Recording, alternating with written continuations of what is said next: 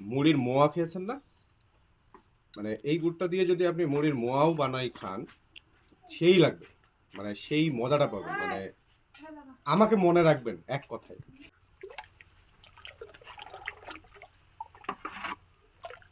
একটু আগেই কড়াই থেকে নামানো হয়েছে একদম গরম গরম গুড়।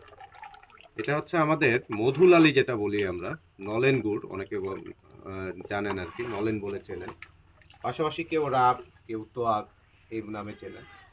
তো এইটা আমাদের আজকে নামানো হয়েছে।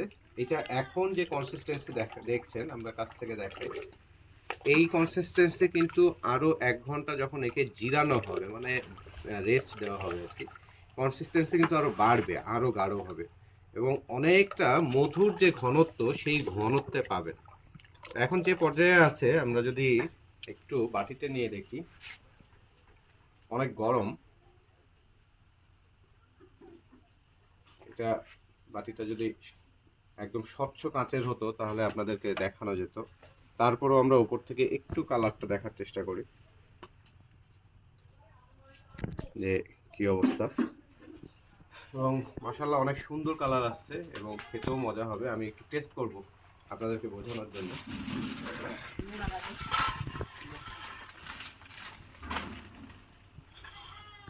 গরম তো একটু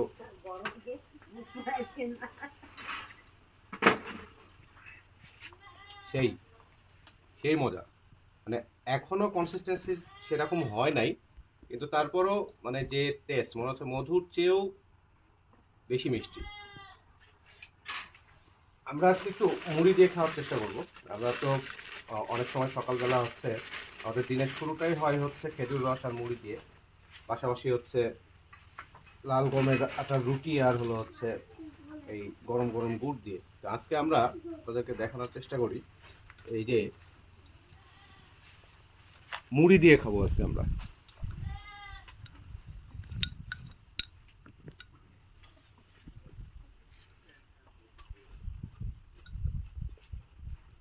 অসাধারণ লাগছে এই গুড়টা দিয়ে।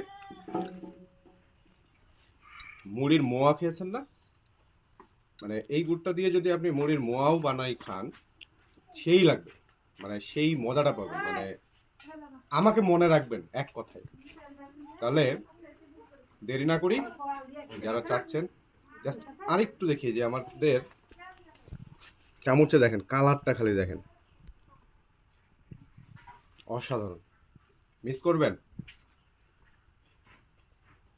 যদি অর্ডার না করেন। দুটো অর্ডার করে ফেলেন।